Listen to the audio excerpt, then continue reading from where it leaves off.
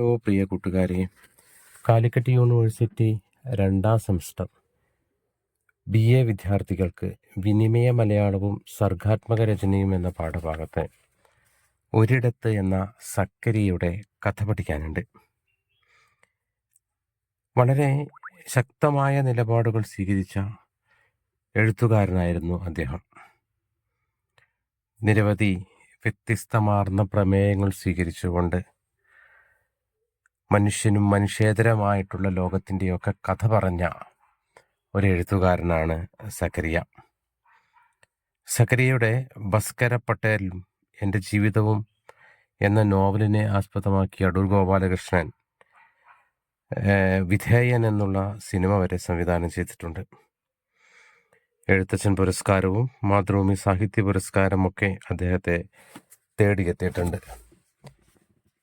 ഒരു വ്യത്യസ്തമാർന്ന ആഖ്യാനത്തോടു കൂടി നമുക്ക് മുൻപിലേക്ക് എത്തുന്ന ഒരു കഥയാണ് ഒരിടത്ത് എന്നുള്ളത്.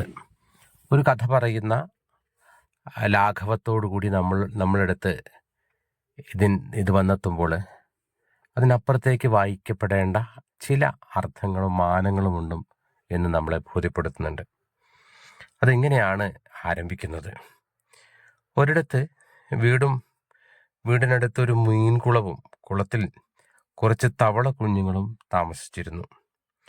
എണ്ണത്തിൽ വളരെ കുറഞ്ഞവരായതുകൊണ്ട് തന്നെ അവരുടെ പരമ്പര തുടരുമോ എന്ന കാര്യത്തിൽ തവളവർഗം ഏറെ ആശങ്കപ്പെട്ടിരുന്നു. വർഷക്കാലത്ത് അമ്മ തവളകൾ നിക്ഷേപിച്ച മുട്ടകളുടെ കറുത്ത മാലകൾ കുളത്തിലെ മീനുകൾ വെട്ടി വിഴുങ്ങുകയോ വീട്ടിലെ കുട്ടികൾ കൗതുകത്തിൻ്റെ പേര് നശിപ്പിക്കുകയോ ചെയ്തിരുന്നു. പിന്നീട് മീനുകളുടെ എണ്ണം വർദ്ധിക്കും തോറും തവളകളുടെ എണ്ണവും കൂടി വന്നു. ഭീതിയോടെ കാലം തള്ളി നീക്കുന്നതിനിടയ്ക്കാണ് ഒരു വളർത്തുപൂച്ച അവിടെ പ്രത്യക്ഷപ്പെടുന്നത്. പക്ഷേ പൂച്ച തവളകളെ ശ്രദ്ധിച്ചിട്ടേയില്ല. ആ അവഗണനയിൽ താൽക്കാലികമായി തവളകൾ രക്ഷപ്പെട്ടു. പക്ഷേ ഗർഭിണിയായ തള്ളപ്പൂച്ചയിലുണ്ടായ 3 കുഞ്ഞുങ്ങൾ അവർ വളർന്നു വന്നപ്പോൾ ഓരോ ദിവസവും തവളകൾ കൊല്ലപ്പെട്ടുകൊണ്ടേയിരുന്നു. ഗർഭിണികളായ തവളകൾ തവളകളടക്കം പൂച്ചകളുടെ ആക്രമണ കളികൾ കൊണ്ട് ഇല്ലാതാകുന്നു. തങ്ങളുടെ വംശത്തിൻ്റെ നിലനിൽപ്പിനായി അവർ ഒത്തുകൂടി പ്രതിവിധി കാണാനുള്ള പ്രവൃത്തികൾക്കായി അവർ ആക്കം കൂട്ടി. ആൺതവളകൾ മാത്രം ജലപ്പരപ്പിൻ്റെ മുകളിലേക്ക് ഇര തേടാനായി നിയോഗിക്കപ്പെട്ടു. അതുകൊണ്ട് മാത്രം പക്ഷേ പ്രശ്നങ്ങളൊന്നും തീർന്നില്ല. എണ്ണമറ്റ് പോകുന്ന തവളകളുടെ വംശാവലിയെ സംരക്ഷിക്കാൻ അവർ പുതിയ മാർഗങ്ങൾ ആലോചിച്ചു. ഭക്ഷണത്തിന് വേണ്ടിയല്ല പൂച്ചകൾ തവളകളെ ആക്രമിക്കുന്നത് എന്നവർ തിരിച്ചറിഞ്ഞു.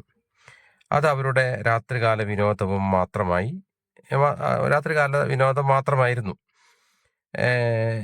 മരണതുല്യരായിട്ടുള്ള തവളകളുടെ മേനികളിൽ കൂർത്ത നഖങ്ങളുള്ള കൈകൾ വച്ച് കൂറി വരഞ്ഞ് ജീവച്ഛവമാക്കിക്കൊണ്ടുള്ള ക്രൂരതകൾ ആണ് തവളകൾ കൊല്ലപ്പെടാനുണ്ടായ കാരണം എന്ന് മനസ്സിലാക്കുന്നു.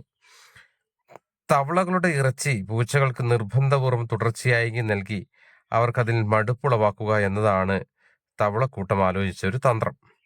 അതിനായി യുവാക്കളായ തവളകളെ നിയോഗിച്ചു. ആദ്യം നറുക്ക് വീണ തവളയുടെ മരണാഭിമുഖ സംഘർഷങ്ങളിലൂടെയാണ് കഥ അവസാനിക്കുന്നത്. നമുക്ക് മുൻപിലേക്ക് ഈ കഥ എങ്ങനെയൊക്കെ സംസാരിക്കുമ്പോൾ അതിനപ്പുറത്തേക്ക് മനുഷ്യനും വളർത്തുമൃഗങ്ങളും പൂച്ചകളും തവളകളും ആമയും ഒക്കെയുള്ള ഒരു വലിയൊരു ആവാസ വ്യവസ്ഥയ്ക്കകത്താണല്ലോ നാം ജീവിക്കുന്നത്. അതായത് ഈ ആവാസ വ്യവസ്ഥയ്ക്കുള്ളിൽ ദുർബലരും ഉഭയജീവികളുമായിട്ടുള്ള തവളകളുടെ പ്രതിസന്ധിയും അതിജീവനവുമാണ് കഥാകൃത്ത് പ്രമേയമാക്കി നമുക്ക് മുൻപിലേക്ക് എത്തിക്കുന്നത്. സകല ജീവജാലങ്ങളും അങ്ങോട്ടും ഇങ്ങോട്ടും ക്രമീകരിക്കപ്പെട്ടിരിക്കുന്ന ഒരു ആഹാര ശൃംഖല നമുക്കുണ്ട് എന്നുള്ള കാര്യം നമുക്കറിയാം. ആ ശൃംഖലയാണ് നമുക്ക് ഭൂമിയുടെ സ്വാഭാവികമായ ചലന പ്രക്രിയയെ സുഗമമാക്കി നയിക്കുന്നത്. ആ സ്വാഭാവികമായ ആഹാര ശൃംഖലയിൽ നിന്നുള്ള അജൈവികവും അനൈതികവുമായ ഒരു മുറിച്ചുമാറ്റൽ ഈ കഥയിൽ ശ്രദ്ധേയമാണ്. ആ മുറിച്ചുമാറ്റലാണ് ഈ കഥയെ മനുഷ്യേതരമാക്കി തീർക്കുന്നത്. ഈ കഥയിലെ പൂച്ചകൾ ഒരിക്കലും തങ്ങൾക്ക് വിശപ്പടക്കാനായിട്ടില്ല ഓരോ തവളയെയും കൊല്ലുന്നത്. രാത്രിയിൽ ഭക്ഷണശേഷമുള്ള ഒഴിവു വേളകളിൽ ഒരു കളിയായിട്ടാണ് തവളകളെ കൊന്നു രസിക്കുന്നത്. ഇത് തികച്ചും മനുഷ്യേതര മൃഗലോകത്തിന് നിരക്കാത്ത കാര്യമാണ്. ഈ സന്ദർഭത്തിൽ നിന്ന് തന്നെ കഥ നേരെ തിരിച്ച് നമ്മുടെ ലോകത്തിൽ നിന്നും പുറത്തു ചാടുന്ന ഒരു പ്രവണതയെ നമുക്ക് വായിക്കാൻ കഴിയും. ഭക്ഷണത്തിന് വേണ്ടി അല്ലാതെ പരസ്പരം കൊല്ലുന്ന ഒരേ ഒരു വർഗമായ മനുഷ്യരുടെ മനുഷ്യത്വത്തിലേക്ക് മനുഷ്യത്തവളകൾ രൂപാന്തരം പ്രാപിക്കുന്നു എന്നുള്ളത് മനുഷ്യനു നേരെയുള്ള ഒരു വിരൽ ചൂണ്ടലാണ് എന്ന് കൂടി നമുക്ക് വായിക്കാം.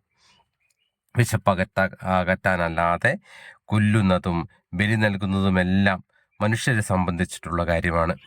തവളകളുടെ വംശീയപരമായിട്ടുള്ള തുടർച്ച, അവയുടെ നിലനിൽപ്പ് എന്നത് പ്രത്യയശാസ്ത്രമാണ്.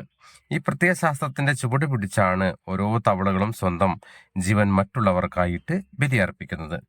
നമ്മൾ മനുഷ്യരും വ്യത്യസ്തരല്ല എന്നും വംശീയമായ പ്രത്യാക്രമണത്തിന്റെ പേരിൽ ചാവേറുകളായും രാഷ്ട്രീയ പ്രത്യയശാസ്ത്രങ്ങളുടെ പോർവിളികളിൽ രക്തസാക്ഷികളായും ജാതി സംരക്ഷണത്തിന്റെയും മാനാഭിമാനത്തിന്റെയും പേരിൽ ജാതി കൊലയാളികളായും മതാന്ധതയുടെയും വെറുപ്പിന്റെയും വഴികളിലൂടെ ആൾക്കൂട്ട കശാപ്പുകാരായും നമ്മൾ അധപ്പതിക്കുന്ന അല്ലെങ്കിൽ മനുഷ്യവർഗത്തിന്റെ ഹിംസാത്മകമായിട്ടുള്ള ഒരു സ്വഭാവത്തെ ഈ കഥ വരച്ചു കാട്ടുന്നുണ്ട്. ഇവിടെ കേവലം വിനോദമായി തീരുന്ന ഒരു പ്രക്രിയയാണ് നമ്മൾ ഇവരിലൂടെ കണ്ടത്. ആ വിനോദത്തിൻ്റെ അകത്ത് പ്രവർത്തിക്കുന്നത് ഒന്നിനുമല്ലാത്ത ഒരു ഹിംസ തന്നെയാണ് എന്ന് നാം തിരിച്ചറിയണം. ആ ഹിംസയെ ഏതെങ്കിലും വിധത്തിൽ മടുപ്പിക്കാനാണ് ഓരോ തവളകളും ബലിദാതാക്കളാവാൻ തീരുമാനിക്കുന്നത്. എന്നാൽ കഥയിലെ ആദ്യ ബലിദാനിക്ക് അന്ന് മരണം സംഭവിച്ചിട്ടേയില്ല. ആ വീട്ടിൽ അന്നത്തെ സമൃദ്ധമായ സദ്യയുണ്ട്. കളി മറന്നു ഉറങ്ങിപ്പോയ പൂച്ചകൾ മരണം നീട്ടിവെക്കുകയായിരുന്നു എന്ന് കഥാകൃത്ത് പറയുന്നുണ്ട്.